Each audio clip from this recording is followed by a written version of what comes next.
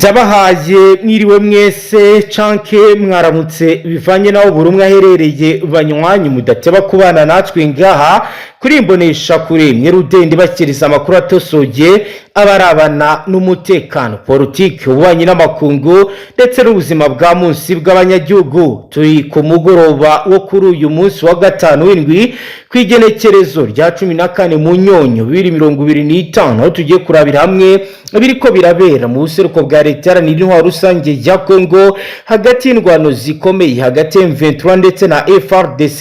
Turababwira ibiri kubera mu buraruko ndetse no mu bumanuko aho kuri uyu munsi imirwano ikomeye yakomereje mu bice bitandukanye vya territoire ya Warikare. Turaza kandi kubabwira ibiri kubera mu misozi miremire yaho Plateau do Uvira muri sheferi ya Bavira muri groupement ya Bijombo. Turebe biri kugenda biba twirwanaho na Wazalendo rurambikanye, turababwira uko biri kugenda. Turaza kandi kubabwira ko uyu munsi wo kwa gatanu M23 yeretse abaturage imwe mu ndege za drone zo mu bwoko bwa CH4 iheruka guhanura muri ibi bice. Turaza rero kandi kuzinjiramo tubabwira ibiri kugenda bibera mu bice byanzibira amazi iminsi hakorerwa operation zikomeye. Turaza kandi rero banywanyi kubajyana turebere hamwe ibiri kugenda bitangazwa ndetse n'ibiri kugenda bigaragara aho FARDC na Wazalendo basubiranyemo mu bijyanye n'ibimaze igihe bigaragara muri sheferi ya Baoso Banyungu. Turebe ibiri kugenda biba, turakomeza tubabwira ibijyanye n'amakuru akomeye, turebe abiri kugenda bikorwa hagati y'Abazalendo mu kurwanya ndetse no kugenda bubaka ibirindiro bikomeye mu bice bitandukanye by'uburasirazuba bwa Repubulika Iharanira Intwaro Rusange ya Kongo. Ni muzero banywanyi tubane kuri page ikomeye ngaha. Rero nk'ubusanzwe tubashyikiriza amakuru atosoye abarabana n'umutekano politiki ububanyi n'amakungu ndetse n'ubuzima bwa munsi bw'abanyagihugu. Dukurikiye bwa mbere tushonda sabone dukomeze kubana, reka dure kubirabana n'iyi drone yeretswe abaturage tuze tureba n'ibindi biri kugenda bivugwa. Umutwe wa M23 kuri uyu wa gatanu weretse abaturage bo mu gace kanzibira muri territoire ya Warungu imwe muri drone z'intambara zo mu bwoko bwa CH4 ingabo zawo ziheruka guhanura muri ibi bice. Muri iki cyumweru nibwo izo drone uko ari ebyiri zahanuwe, imwe yahanuriwe muri territoire ya Masisi aho kuwa kabiri kwigenekerezo rya 11 mu nyonyo 2025 yari yiriwe irasa ku birindiro bya FUC ndetse no mu duce dutuwe n'abaturage, mu gindi yahanuriwe mu bice bya Warungu nkuko rero M23 ivyemeza. Ingabo za leta ya Kongo zari zimaze amezi hafi abiri zifashije zira drone zikorerwa mu Bushinwa mu kugaba ibitero bikomeye kuri M23, maze bikaba rero ari ibintu bimaze igihe bigaragara muri imirwano igiye kumara imyaka inibera mu burasirazuba bw'iki gihugu. Mu bice bimwe na bimwe muri drone bikaba rero byarasenywe, abaturage bakaba rero baragiye bahunga kubera ibijyanye n'imisasu byagwaga ku mazu yabo. Ingabo za M23 zahanuye iriya drone zitagira abapilote nyuma y'iminsi mike Perezida Uhuru Mutwe Bertrand Bisimwa ateguje ko bagiye gutangira kuzihanura mu rwego rwo gushyira iherezo kuri iki kibazo zateje abaturage. Nkuko rero bigaragara kandi binemezwa, biragaragara ko urugamba rushobora kuba rugiye kurwanwa mu bundi buryo kuko M23 yamaze kubaka uburyo bugwanuriza drone, ni mu gihe kandi leta yo ikomeje kugenda itumiza izindi bigaragaza ndetse bigashimangira uburyo urugamba rugiye gukomera, ibintu bigiye kuba bibi cyane bigateza ibyago bikomeye abaturage.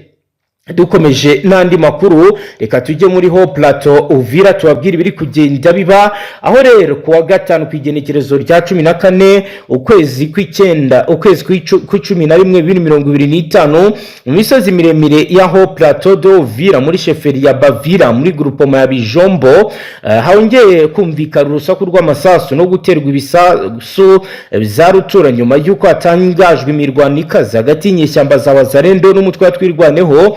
Nkuko rero bikugenda bigaragara, iyi mirwano ikaba ikomeje kubangamira umutekano w'akarere kari kamaze igihe kinini karimo amakimbirane ashingiye ku butaka, ubwoko ndetse n'ubugizi bwa nabi bukaba bumaze kugaragara muri ibi bice uyu mu mirwano mishya rero ikabije hakaba rero hashize iminsi mike raporo z'ubutasi za FARDC n'abandi bafatanyabikorwa za ba gisirikare bagaragaza ko mu misozi yitwa Bijombo mu Minembwe na Uvira hari kugenda hiyongera abitwaje intwaro bo muri Twirwaneho. Amakuru y'inzego z'umutekano zo muri aka gace aravuga ko imirwano yatangiye hagana ku isaha saa 10 za mu gitondo ubwo umutwe wa Wazalendo watangiraga mu Havre de Infiltration mu gace kayitwa Rushimisha Muramvimvya kugira ngo abahubatse ibirindiro bikomeye bizatwirwaneho bivugwaho kuba bikoresha imikoranire bikaba rero ari bidasanzwe. Abategetsi bo ku murongo w'iperereza bavuze ko Twirwaneho yari ifite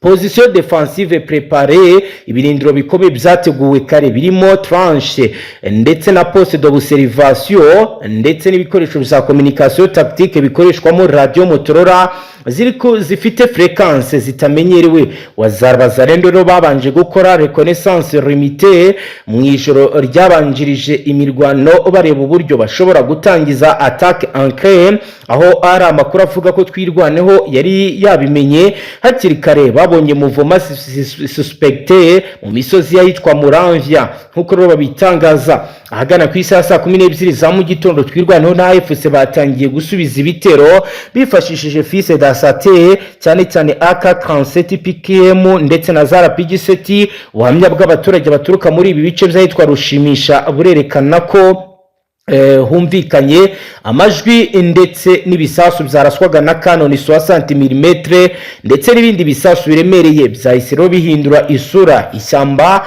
rya Rusuku n'umwotsi mwinshi ubwo imitwe yombi yajyaga muri combat rapproché, aho rero bigaragara ko ibintu bitoroshye.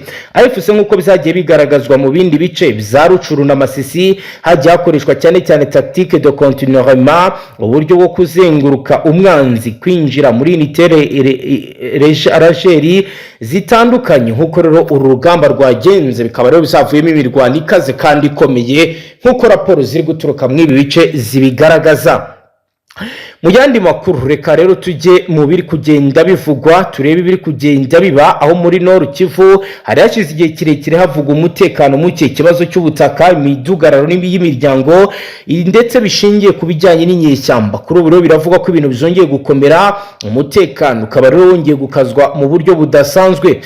Muri groupement Ikobo abaturage benshi barahunze nyuma y'ibikorwa by'uyicarubozo ndetse no kugirirwa nabi bikomeje kugenda biba mu gihe aho babonye muvoma zacu ku nkengero z'ishyamba rya Kanyenya barimo kwitegura contre attaque, igitero cyo kwisubiza FDNB ishyiraho mu bikorwa mu Havre de Diversion, uburyo bwo kuyoboza umwanzi kugira ngo batayo ya mbere yazanwe ibone ko yegereye mu buryo butunguranye. Mu gihe rero amasasu y'imbunda nini mitrailleuse Rodre 12.7 mm yatangiraga kugaragara mu bice bitandukanye. Byagaragaraga ko urugamba mu bice bya Rwisankuko rwari rwamaze kuba rwaba imberenge.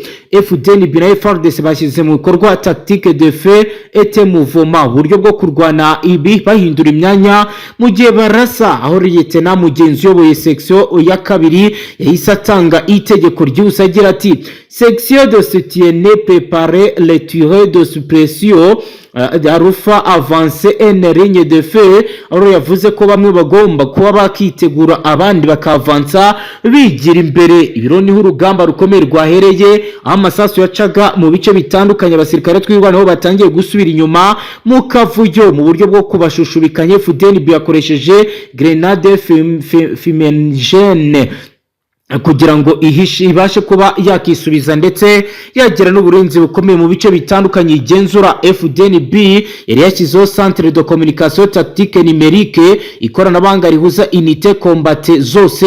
Ubutumwa bwose bwanyuzwaga ku cyuma cyitwa système radio crypté kugira ngo umwanzi adashobora kubyumva, kandi bikaba byakomeje kugenda bigaragara ko ibiri kugenda ndetse n'ibiri kugenda bikorwa byose biragaragaza imyiteguro y'imirwano ikomeye. FDNB yari yashyizeho centre de communication tactique numérique ryahuzaga ibice bitandukanye ndetse bakabasha kumva ariko batashobora kumvirizwa. Bikaba bivugwa kandi byemezwa ko hari drone yoherejwe hejuru y'ishyamba ryitwa Kanyenya, rikaba kandi yagiye ifotora amashusho mu rukerera mu buryo bw'ako kanya transmission en état relais Ibyo byafashije FDNB gushyira mu bikorwa frappe cible de précision, igitero cyatunguranye kandi cyatanze umusaruro nk'uko rero bigenda bigaragara kandi bivugwa.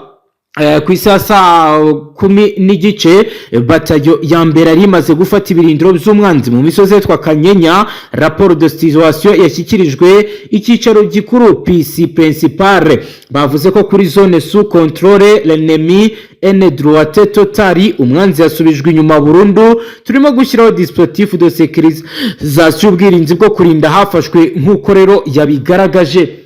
Nyuma y'amasaha 2 kompanyi yiswe du yabonye amakuru yuko twirwaneho iri kwitegura gusubira ku misozi yitwa Nyamirambo kugira ngo ikore contre offensive. Igitero cyo kwiyumura byatumye Colonel Ndayishimiye ahita asaba ko agomba gukorwa appui aérienne regare, inkunga y'indege zigomba rero kuza kugira ngo zibashe gufotora ndetse zinagaragariza abari hasi ibiri kugenda bitegurwa n'izasarambwe ndetse na twirwaneho. Zikaba rero zivugwaho kuba kuri ubu ziri gutegura nabyo ibidasanzwe. Ku mugoroba w'ejo nibwo FDNB yari imaze gushyiraho position defensive permanente ku misozi yitwa Rwitsankuku, aho unité de jeunes militaires zahise zitangira kubaka tranche fortifiée, imiyoboro irinzwe ndetse na section médicale tactique, igicaro aho abaganga bari kuba bategura ko bagomba kuzajya bavurira inkomere.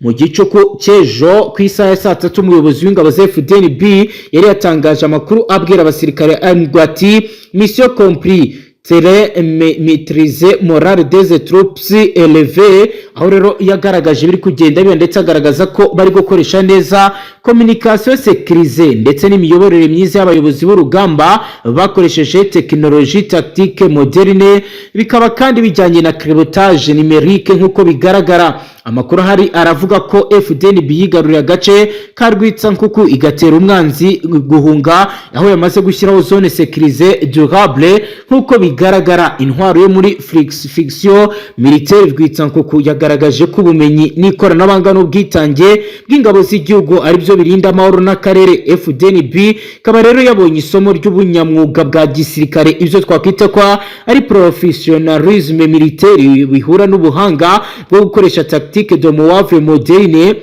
mu kurinda igihugu n'inshuti zacyo, aho ubutwari bw'igisirikare bugaragaza amahoro ndetse n'umumaro ukomeye. Ibi rero akaba ari bigaragaza ibikomeje kugenda biba, ibi byose rero n'ibikomeje kugenda bikorwa mu gihe muri FARDC hari kuvugwa n'ajya makuru akomeye. General Chibango wa FARDC yamaze gutabwa muri yombi. Ni umuyobozi w'akarere ka 21 ka gisirikare mu ngabo za leta n'intwaro rusange ya Congo. General Major John Chibango yatawe muri yombi ku wa mbere ejo ku igenekerezo rya 10 Munyonyo 2025 nk'uko amakuru atugeraho abishimangira.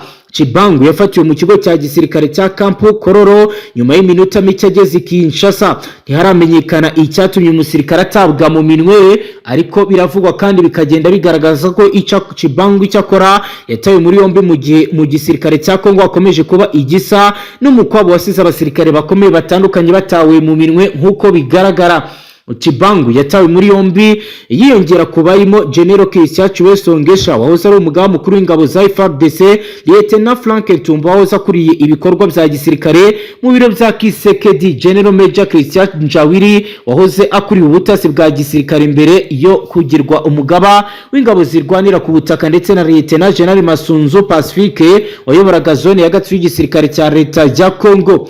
Byose rero biravugwa ndetse bigenda bikekwa ko bishobora kuba bifitanye isano n'ibimaze iminsi bigenda bigaragara, aho benshi bagiye bitwa abagambanyi ndetse muri 2022 Kisekedi ubwe yarabyivugiye avuga ko benshi mu basirikare ba leta ari abagambanyi, ariko avuga ko atazigera bihanganira tayari. Birero n'ibiryo biri kugenda bigaragaza umwuka w'imirwano ikomeye ikomeje kugenda ifata indi ntera ndetse igahungabanya byinshi mu buseruko bwa leta n'intwaro rusange ya Kongo, kuko buri musirikare wese uje ku rugamba afite ubwoba ko ashobora kuza kwisanga yafunzwe yiswe umugambanyi. Byose ni ibyago bikomeye n'ibikomeje kugenda bidurumbanya ndetse bigasubiza inyuma urugendo rukomeye rukomeje kugenda rushyirwaho kugeza ubu. Rero benshi baragaragaza kandi bakavuga ko ibiri kugenda biba bishobora kuza kuvamo ibibazo bikomeye. Reka tujye ku byatangajwe na AFC aho yikomye bikomeye Radio Kapi ku binyoma iheruka kuyishinja. nk'uko rero bivuga ihuriro AFC ryamaganye bikomeye ibirego rivuga ko bizatangajwe na Radio Okapi by'ibinyoma bikwirakwizwa ku mbuga ngurukana bumenyi ivuga ko ibikora ifatanyije n'abategetsi ba Kinshasa. Iri huriro rikavuga ko nta kindi bigamije uretse gusebya no guca intege urugamba biyemeje rwo guharanira impinduka muri Repubulika Iharanira Intwaro Rusange ya Kongo. Mu itangazo ryasohowe na AFC M23 yatangaje ko ibyo birego Radio Okapi ibarega bivuga ko bahwatira abaturage kwinjira mu gisirikare cyabo ko ari ibinyoma byambaye ubusa. Uyu mutwe uvuga ko aho ibigo byabo by'imyitozo bya gisirikare bikorera hateranira abantu benshi ku buryo hari n'abangirwa kubera ubwinshi bw'abifuza kwinjira ku bushake muri AFC yagize ati uburyo bwacu bwo kwakira abasirikare bushyirwa ahagaragara, abantu bitabira ku bushake bayandikisha nta gato binjizwa mu mucyo n'ubwisanzuro. Iri huriro rigaragaza ko Radio Okapi yataye umurongo wayo w'itangazamakuru ahubwo ikaba yarabaye uruvugiro rw'ibitekerezo by'ivangura n'urwango rukwirakwizwa n'ubutegetsi bwa Kinshasa. AFC yavuze ko nyuma yasabye iyi Radio Okapi ikiganiro kugira ngo itange igisubizo kuri aya makuru ibima ayo mahirwe, ibintu byafashwe nk'ikimenyetso cy'ubugamba n'ubushake buke aho gukomeza gutiza umurindi propagande ikomeje kugenda iba. AFC irashimangira ko ikomeje kuyibasira binyuze mu binyoma bidafite igihamya, ari uburyo bwo kwica intege ariko budashobora guhungabanya umurongo wayo ugamije kugarura amahoro n'uburenganzira no kwishyira ukizana kw'abanyekongo bose. Ritangazo rya AFC rikaba kandi rikomeje kurakaza impande hagati y'ababogamiye ku ruhande rwa AFC ndetse n'ababogamiye ku ruhande rwa leta nk'uko biri kugenda bigaragara. Ibi rero tajyari ribaye mu gihe Komanda Ofureko wo mu mutwe wa Gumino yakubiswe bibabaje, ubu akaba afunzwe mu buryo bubi cyane nk'uko rero bigaragara. Nk'uko amakuru atugeraho ni Komanda Ofureko, umwe mu bayobozi bakomeye b'umutwe wa Gumino ubarizwa mu misozi miremire muri teritwari ya Uvira mu buseruko bwa Leta Iharanira Intwaro Rusange ya Kongo, yahuriye n'akaga gakomeye nyuma yo gufatwa n'inyeshyamba za Mai Mai Wazalendo, aho yakubiswe bikomeye arakomereka cyane. Ubu rero akaba afungiye mu buryo bubabaje muri gereza ya Remera. Amakuru agera mu itangazamakuru yemeza ko uyu musirikare yari asanzwe afite ibirindiro hafi y'agace gahitwa Shengarangwe mu misozi ya Uvira, aho yakoranaga n'ingabo z'Uburundi ndetse na bamwe mu barwanyi ba Mai Mai mu bikorwa byagiye bigaragaramo ihohoterwa rikomeye ryakorewe abaturage b'Abanyamurenge birimo kwica, gusahura amatungo ndetse no gusenya ibigo bitandukanye muri ibi bice. Ibyabaye nk'uko kuri Komanda Ofureko byatangiye ubwo bamwe mu basirikare be bajyaga mu gace kitwa Imurenge maze bagafatwa n'inyeshyamba za Mai Mai mu rwego rwo kubasaba kurekurwa. Ofureko ubwe yaje kubasanga ariko agezeyo nawe baramufata baramukubita bikabije, bamukura amenyo ndetse banamuca amatwi yombi nk'uko abatangabuhamya bari muri ibi bice babivuga. Nk'uko yakomeretse cyane, amakuru yizewe kandi aravuga ko akiri muzima ariko afungiwe mu buryo bubabaje kandi adafite ubuvuzi bwihariye kandi mu buzima bwe bikaba rero bivuga ko buri ku rwego rukomeye bwo kujya habi. Byavuzwe kandi ko ubwo yakubitwaga hari ingabo z'Uburundi n'ize FARDC zari hafi aho ariko ntacyo zamufashije. Ibintu byabaje benshi cyane ndetse benshi bibaza igisobanuro cy'uko yaba yariswe mugambanyi n'impande zombi. Komanda Ofureko yaramaze igihe kinini ashinjwa n'Abanyamurenge kwifatanya n'abanzi babo mu bikorwa byo kubasagarira, aho benshi bamushinja guca inyuma ubwoko bwe agaharanira inyungu ze bwite nk'uko babivuga. Iyi nkuru rero ikaba ibaye indi mpamvu ku basore b'abagabo b'Abanyamurenge cyangwa se abandi bashukwa bakinjira mu mutwe yitwaje intwaro bafatanya n'abanzi ba bene wabo nk'uko bivugwa kandi bigatangazwa n'abari muri ibice. Bakavuga ko ibibazo by'umutekano muri Kivu y'Amajyepfo bikomeje kugenda bifata indi ntera nk'uko rero bigenda bigaragara. Inkuru ya Komanda Ofureko ni isomo rikomeye nk'uko rero benshi bagiye babigaragaza. Ibiro ni biri kugenda mu gihe imyigaragambyo ikomeye ikomeje kugenda ibica bigacika muri Sud Kivu. Amakuru ari kandi dufitiye ibimenyetso aravuga ko Kivu y'Amajyepfo imyigaragambyo y'abaturage iri kubera umutekano muke yakajije umurego nyuma y'icwa ry'umugore mu gitero cy'abantu bitwaje intwaro muri ibi bice mu mujyi wahitwa Kamituga uherereye muri teritwari ya Mwenga mu ntara Kivu y'Amajyepfo mu burasirazuba bwa Repubulika Iharanira Intwaro Rusange ya Kongo. Abaturage bakoze imyigaragambyo ikomeye bamagana umutekano muke umaze iminsi ugaragara muri ibi bice. Biro bikaba byarabaye nyuma y'igitero cyagabwe n'abantu bitwaje intwaro ku rugo rwa Bwana Sanga Rugendo uzwi ku izina rya Songa Kibwana ruherereye muri quartier Kindi aho basize bishe n'umugore we. Nkuko abatangabuhamya babivuga, aba bagizi bana binjiye mu rugo mu masaha y'ijoro bitwaje intwaro bagamije kwambura no gutera ubwoba muri urwo rugo. Umugore yahasize ubuzima bitera ubwoba n'agahinda abaturage batuye muri ibi bice. Abaturage mu gitondo cyo kuwa mbere ku igenekerezo rya 10 Munyonyo 2025 baje mu mihanda mu myigaragambyo binubira uburangare bw'inzego z'umutekano w'ubuyobozi bavuga ko umujyi wa Kamituga ukomeje kurangwamo n'ingaruka z'ibikorwa by'ubugizi bwa nabi nta gikozwe, bikaba rero bikomeje kugenda biba bibi cyane. Bamwe muri aba bigaragambyaga bavuze ko bashaka ubuyobozi bwa leta bushyira ingufu mu kongera ingabo n'abapolisi ndetse n'abakora iperereza ryimbitse ku buryo abakoze ubwo bwicanyi bagezwe imbere y'ubutabera. Umuyobozi w'umujyi wa Kamituga ntaragira icyo atangaza kuri imyigaragambyo ndetse n'ubwicanyi bwabaye bwasize umutekano uhungabanye muri ibi bice. Gusa kuri ubu amakuru dufite aragaragaza ko iperereza ryatangiye kugira ngo hamenyekane uwo ari wese waba aragize uruhare rukomeye muri ubu bwicanyi maze atambukanwa imbere y'ubutabera. Nubwo rero benshi bagaragaza ko ubutabera muri iki gice butizewe, iki gikorwa cy'ubugizi bwa nabi gikurikiye ibindi bikorwa by'ubwicanyi n'ubujura bimaze igihe bivugwa muri aka gace, bikaba bikomeje guhungabanya ituze n'umutekano w'abaturage muri ibi bice. Nk'uko rero bigaragara, benshi mu banyekongo baratabaza kandi bakagaragaza ko umutekano ari wo bakeneye, bakagaragaza ko kandi bakeneye ko ibintu byagenda neza, amahoro akagaruka muri quartier ndetse naho batuye hose bikagenda neza. Ni nukuri dusoje banywanyi, niba ari ubwa mbere dukurikiye hiturira munsi ya video fyonde sabone ngatubashyikiriza amakuru atosoye abarabana n'umutekano, politiki, ububanyi n'amakungu ndetse n'ubuzima bwa munsi bw'abanyagihugu. Astra Vista.